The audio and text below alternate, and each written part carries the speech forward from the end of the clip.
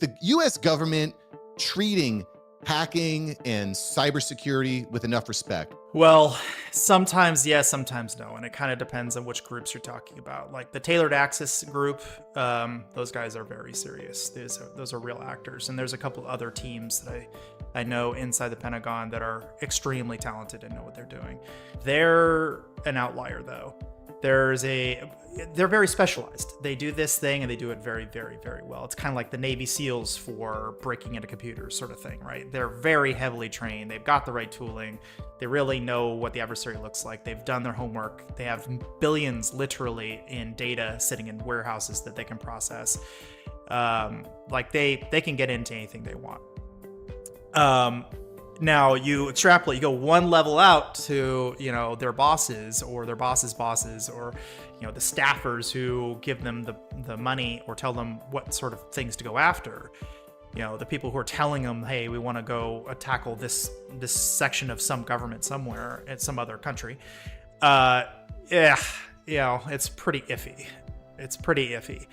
And unfortunately, those people are the ones who have the purse strings. So they get to decide who gets to do what. They create the policies that we all rely on. So if they don't do their job, it almost doesn't matter how good those Taylor Access guys are.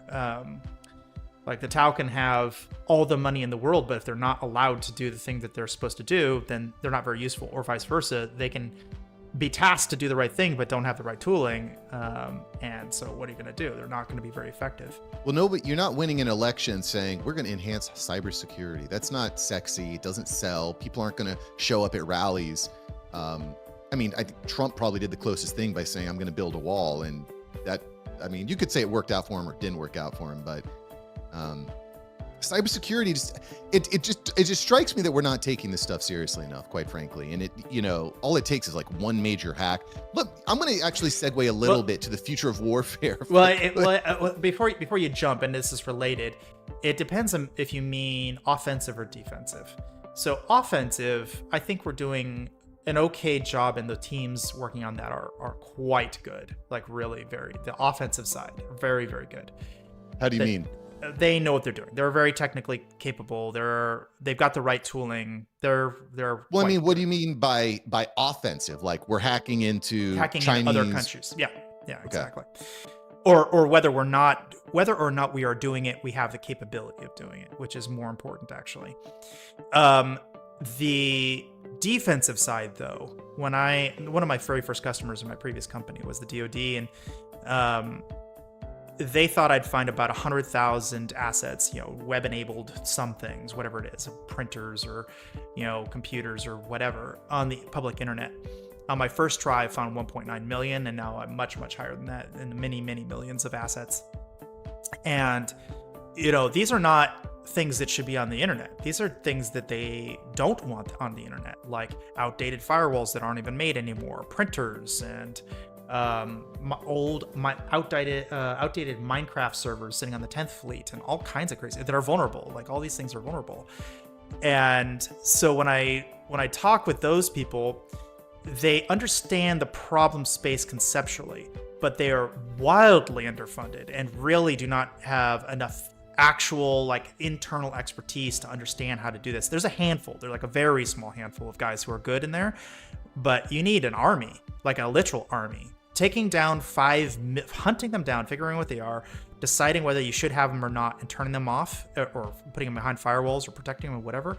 That's going to take a literal army, not a figurative one. An actual army of people are going to have to walk around doing this. And the amount of technical debt we've incurred because of this is enormous. And I'm not even talking one level past there, which is the government contractors, or one level past there, which is the government. I'm not talking about the military here, I'm talking about the government.gov.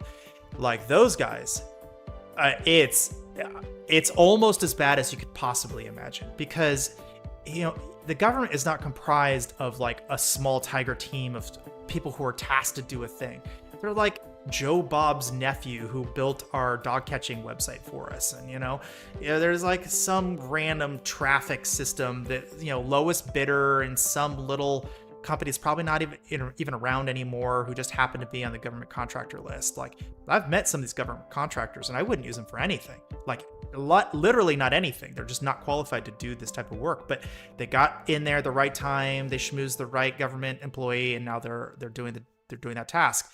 Those things are not updated. No one even knows that they exist. It's not like there's an inventory of them anywhere. So when I talk to the head guys over at CISA, I'm like they're like, if you could wave a wand, what would you do, Robert? Like, we know you know this stuff. Like, what would you do? And I'm like, the very first thing I do is ask them where everything is. Just give me a count, like just a number. Like, how many assets do you Texas have, or you Nebraska, or wherever? Like, how many do you have? What's the number? Which means they would have had to do a count of something. And then next, no accountability there, no gotchas. Just give me a number. The next year, okay, give me a number again. So it should be approximately the same, maybe a little up, maybe a little down or whatever. And then tell us how you got that number.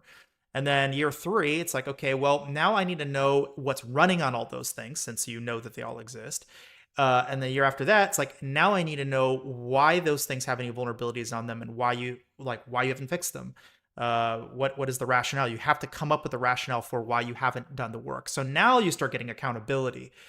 But CISA was like, come on, Robert, no one's ever going to agree to a bill like that. And I'm like, well, that's the problem. Like, that is the problem. Like, we do not have a level of accountability in the United States, even though federal funding could be attached to whether people are doing the right thing in cyber or not. They're just not going to do it. There's not the political will.